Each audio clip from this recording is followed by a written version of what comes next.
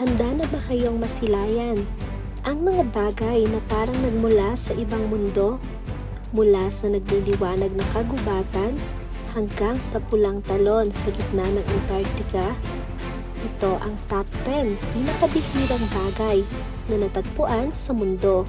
Kaya siguraduhin tapusin ang video na to. Let's go! Bismuth crystals. Ang bismuth crystals ay isang ligtas at hindi nakalalasong elemento na maaaring mabuo bilang magaganda at makukulay na rainbow crystals. Isa ito sa pinakamagandang uri ng kristal dahil sa makukulay nitong kulay at kakaibang geometric na hugis. Natuklasan pa noong sinaunang panahon, ang bismuth ay isang marupok na metal na madalas na pagkakamalang tingga o lata. Ginagamit din ito sa healing at ayon sa mga eksperto, ito ay bato ng pagbabago, tumutulong upang makapag-adapt sa pag-iiba ng may kapanatagan. Dragon's Blood Tree.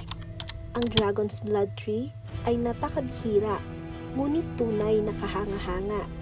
Ang hugis nito ay dahil sa mga sanga na siksik at malapit sa isa't isa, na may mga berdeng dahong lumalabas na parang payong. Mayroon itong makapal na pulang dagta na siyang dahilan ng pangalang Dragon's Blood. Ginagamit ang dagtang ito bilang natural na pangkulay at pinaniniwalaang may kakayahang magpagaling.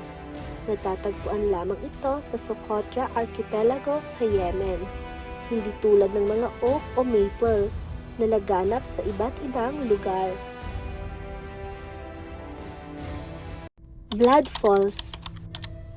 Ang Blood Falls ay isang kakaibang daloy ng tubig na may pulang kulay.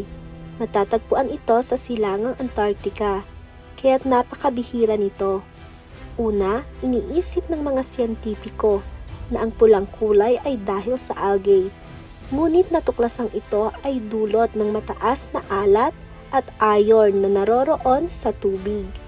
Isa ito sa pinaka nakakakilabot ngunit kahanga-hangang tanawin, lalo na sa sobrang lamig at puting kapaligiran ng Antarctica. Buddha's Hand. Ang Buddha's Hand ay isang prutas na kilala dahil sa kakaiba nitong hugis na parang daliri ng kamay. Nagmula ito sa silangang Asya at may mabango, lemon-like na amoy.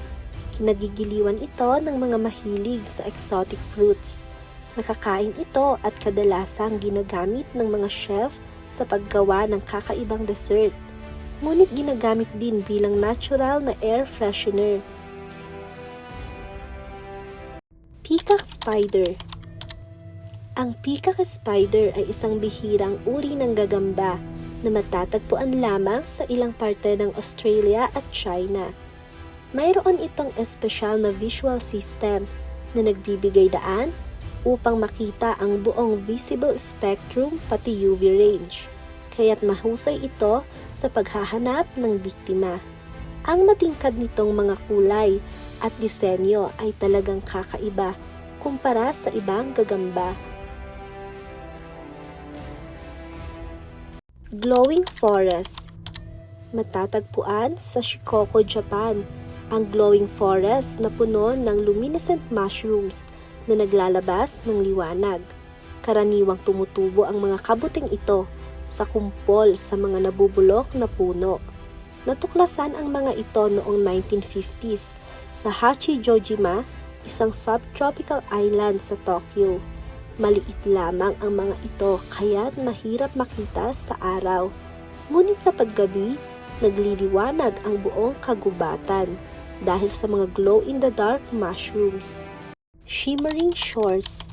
Ang shimmering shores ay isang pambihirang tanawin kung saan nagliliwanag ang dalampasigan tuwing gabi dahil sa bioluminescent plankton. Kapag gumagalaw ang alon, kumikislap ang tubig na parang puno ng mga bituin. Isa ito sa mga pinakaromantiko at mahiwagang tanawin sa mundo. White Peacock. Ang white peacock ay isang napakabihirang uri ng paboreal na natatagpuan sa mga damuhan ng Australia at India. Hindi ito albino.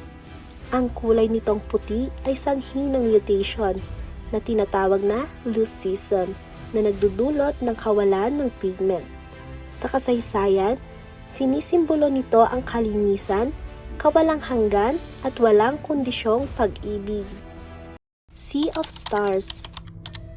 Ang kahanga-hangang Sea of Stars sa Maldives ay kilala dahil sa napakagandang resort, dalampasigan at modernong tanawin.